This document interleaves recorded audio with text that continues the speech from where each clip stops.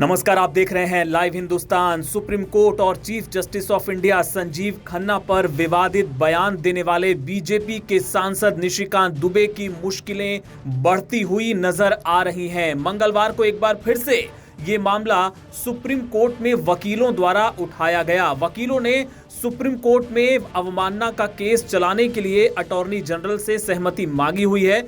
वकील ने मंगलवार को सुप्रीम कोर्ट में निशिकांत दुबे के बयानों का जिक्र करते हुए कहा कि सरकार इस मामले पर कुछ नहीं कर रही है। लाइव लॉ की रिपोर्ट के मुताबिक वकील ने सुप्रीम कोर्ट में कहा कि ऐसा पहले कभी नहीं हुआ। सांसद ने कहा कि भारत में गृह युद्ध के लिए chief justice of India Sanjeev Khanna जिम्मेदार हैं और उसके बाद सोशल मीडिया। इस पर जस्टिस गवई ने क्या कहा? उन्होंने कहा कि आप जो केस फाइल करना चाहते हैं आप वो कर लीजिए। इस पर वकील ने जवाब दिया कि मैंने केस फाइल कर दिया है, मैं डायरी नंबर आपको दे सकता हूं। और वकील ने यह भी कहा कि भाषण जो निशिकांत दुबे का है वो जब से वायरल हुआ है, उनका जो बयान है वो जब से वायरल हुआ है उसके बाद से सोशल मीडिया पर सुप्रीम कोर्ट के लिए कई विवादित बयानों की टिप्पणियों की बाढ़ आ गई है। बहुत ही भद्दे भद्दे शब्द इस्तेमाल किए जा रहे हैं। वकील ने सुप्रीम कोर्ट के आगे कहा कि सुप्रीम कोर्ट को कोई कह रहा है कि ये शरिया द्वारा रेगुलेट किया जा रहा है, कोई कोठा जैसा शब्द इस्तेमाल कर रहा है और इसके बावजूद कोई कार्रवाई सरकार की तरफ से नहीं की जा रही है। वकील ने कहा कि अदालत को सोशल मीडिया से ऐसे कंटेंट को हटाने का निर्देश देना चाहिए क्योंकि इससे कोर्ट की जो प्रतिष्ठा है, जो गरिमा है, उसको नुकसान पहुंच रहा है। सरकार कोई एक्शन नहीं ले रही है, जबकि ये जो वीडियो है ये पूरे देश में वायरल हो रहा है। तो ये तमाम वकील की दलील सुनने के बाद कोर्ट ने क्या कहा? कोर्ट ने कहा कि इस मामले को अगले हफ्ते के लिए सुनवाई के लिए लिस्ट कर दिया जाए। जी हां, जस्टिस BR गवई और जस्टिस AG मसीह ने ये निर्देश दिया है कि इस मामले पर वो सुनवाई करेंगे, इसे अगले हफ्ते के लिए लिस्ट कर दिया जाए। आपको बता दें कि इसके पहले सोमवार को क्या हुआ था। सोमवार को सुप्रीम कोर्ट ने CJI के खिलाफ निशिकांत दुबे के बयान से अवगत कराए जाने के बाद मर्यादा और प्रतिष्ठा बनाए रखने की अपील की थी। जस्टिस सूर्यकांत और जस्टिस N कोटेश्वर सिंह की पीठ ने यह टिप्पणी उस समय की जब याचिकाकर्ता और अधिवक्ता विशाल तिवारी ने वक्फ कानून में संशोधन के बाद पश्चिम बंगाल के मुर्शिदाबाद जिले में हिंसा के दौरान नफरत भरे भाषणों को लेकर अपनी जनहित याचिका वापस लेने की अनुमति मांगी थी। आपको बता दें कि इस पूरे मामले को लेकर लगातार बयानबाजी जारी है। निशिकांत दुबे अपनी तरफ से जो उनके बयान थे वो किसी न किसी तरह से इस मुद्दे पर लगातार वो बने हुए हैं और अब लेकिन ऐसा लगता है कि सुप्रीम कोर्ट ने चूंकि सुनवाई के लिए इस मामले को लिस्ट कर लिया है तो ऐसे में आने वाले दिनों में उनकी मुश्किलें बढ़ सकती हैं। साथ ही अटॉर्नी जनरल और सॉलिसिटर जनरल को उन पर अवमानना की कार्रवाई के लिए लेटर भी लिखा गया है वकीलों की तरफ से। ये बात और है कि अब तक उस पर कोई जवाब नहीं दिया गया है और वकील ने सुप्रीम कोर्ट से यही कहा कि एक तो इस पे कोई जवाब नहीं आ रहा है और दूसरी बात कि सुप्रीम कोर्ट को लेकर जो टिप्पणियां की जा रही हैं सोशल मीडिया पर उनको हटाया जाना चाहिए। सरकार खुद से इस पूरे मसले पर कोई कार्रवाई नहीं कर रही है और ना ही बीजेपी ने निशिकांत दुबे के खिलाफ कोई कार्रवाई की। आपको बता दें, बीजेपी ने आधिकारिक तौर पर उनके बयान से किनारा जरूर कर लिया है लेकिन उनके खिलाफ कोई कार्रवाई अब तक नहीं की गई है। तो अगले हफ्ते सुनवाई होगी, देखना होगा क्या कोई कार्रवाई सुप्रीम कोर्ट की तरफ से निशिकांत दुबे के खिलाफ की जाती है या नहीं। अपडेट्स आपको लाइव हिंदुस्तान पर मिलते रहेंगे, जुड़े रहिए। निशिकांत दुबे ने कहा कि इस देश के मुख्य न्यायाधीश the chief justice of India of the supreme court वो गृह युद्ध के लिए जिम्मेदार है। इससे ज्यादा गंदी बात क्या कही जा सकती है? बीजेपी ने किनारा क्या कर लिया? कहा शो कॉज नोटिस इशू किया, निकाल बाहर करिए कैसे आदमी को पार्टी से। आपकी तो पूरी पार्टी उसके बचाव में खड़ी हुई है, आपके मुख्यमंत्री उसके बचाव में ट्वीट कर रहे हैं। तो नड्डा जी, ये पैतरा पुराना हो चुका है।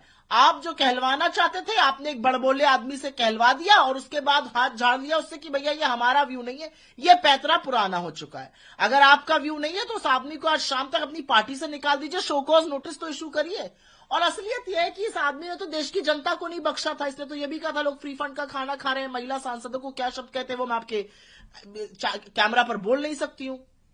मुख्य न्यायाधीश को बोलने के बाद इसने ध्यान भटकाने के लिए पूर्व चुनाव आयुक्त को एक धर्म विशेष गाली बोली। तो ये जो व्यक्ति है, इसका संसद में रहना तो बहुत ही खतरनाक है, ये समाज के लिए खतरनाक है। लेकिन बीजेपी ऐसे लोगों से भरी पड़ी है। क्या नड्डा जी की इतनी भी हैसियत नहीं है अपनी पार्टी में कि वो किनारा कर रहे हैं और आपकी सारी पार्टी उसके डिफेंस में खड़ी हुई है? मोदी जी, ये पैतरे पुराने हो गए हैं। असलियत यह है कि अगर हमारे देश में लेश मात्र भी कानून बचा है तो इस व्यक्ति को कड़ी से कड़ी सजा होनी चाहिए। इसको सदन में बैठने का कोई हक नहीं है। जो निशिकांत दुबे ने इस देश के लोकतंत्र के लिए, इस देश की न्यायिक व्यवस्था पर जो चोट की है, वो काबिले माफी नहीं है। उसकी कोई माफी हो नहीं सकती। लेकिन मैं फिर वही कहूंगा, क्योंकि भाजपा का, मोदी और अमित शाह का इस देश के संविधान में, लोकतंत्र में विश्वास नहीं है, इसलिए निशिकांत दुबे सिर्फ एक मोहरा है। वो सरकार का और भाजपा का एक मोहरा है। निशिकांत दुबे के मुंह से सिर्फ बुलवाया गया है और फिर वो अटेंशन डाइवर्ट करने के लिए उल जलूल दूसरे बयान देते हैं। पूर्व चुनाव आयुक्त को मुख्य चुनाव आयुक्त के बारे में कह देते हैं, उनके धर्म के बारे में कह देते हैं। आज कुछ लोगों ने लिखा कि जब पर्सनल टिप्पणी की तो निशिकांत दुबे ने अपनी व्याख्या एक ट्वीट के माध्यम से खुद की थी कि हाँ, मैं क्या हूं। वो ट्वीट आज उनका बहुत वायरल हो रहा है। वो ट्वीट खैर उन्होंने जो है डिलीट कर दिया है कि मैं उसी प्रजाति का हूं। इनकी राजनीति धर्म पर चल रही है। ये धर्म की चाशनी के अंदर डुबो करके लोगों को, ये सारा देश इन्होंने आप लाखों करोड़ रुपया निवेशकों का डूब गया, उस पर बात करेंगे। निर्यात भारत का बर्बाद होने की कगार पर आ गया, उस पर बात करेंगे। नौजवान बेरोजगारी के आखिरी सीमा पर पहुंच गया, उस पर बात करेंगे। आप रसोई चलाना महिला को भारी हो गया, उस पर बात करेंगे। किसान तबाही के कगार पर चला गया, उस पर बात करेंगे। आरक्षण के नाम पर आपने सब चीजें खत्म कर दी। जो लोग आरक्षण का लाभ जिनको मिलना चाहिए था, उस पर बात करेंगे। आपको सिर्फ नफरत की बात करनी, धर्म की बात करनी, इसके अलावा कोई काम नहीं करना। और धर्म के नाम के ऊपर भी सिलेक्टिवली बात करनी। जब हमने कहा बद्रीनाथ केदारनाथ टेम्पल की जमीन भी छुड़वा दो, बद्रीनाथ केदारनाथ टेम्पल कमेटी की जो जमीन है, जो अरबों रुपए की जमीन है, आप उसे छुड़वा दो, उसके ऊपर आप बात नहीं करोगे। आपको तो जहां से नफरत निकलती होगी वहां बात करनी है, तो हम क्या बता दें। लेकिन ये कैसे देखते हैं आप सर, जो उन्होंने सुप्रीम कोर्ट को लेकर जो निशिकांत, उन्होंने सही कहा। बीजेपी की जो पश्चिम बंगाल की एक नेता है, उन्होंने ये कहा कि बिल्कुल वो सही कह रहे हैं कि पार्लियामेंट चलाती है, प्रेसिडेंट चुनते जो है वो सेलेक्ट वो करते हैं, अपॉइंट करते हैं सीजीआई को। आर्टिकल 142 संविधान का है और उसके अंदर जो शक्तियां निहित हैं वो चेक एंड बैलेंस इसीलिए दिया गया था। चेक एंड बैलेंस इसीलिए दिया गया था। और ये नागपुर का पाठ पढ़ करके यहाँ पाठ सुना रहे हैं, इस पाठ को वहीं सुना दें तो बेहतर है। संवैधानिक संस्थाओं को बर्बाद न करने की कोशिश करें।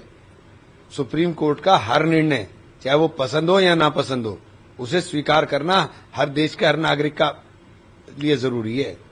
वो चाहे आपको अच्छा लगे या बुरे वाला इश्यू हो सकता है,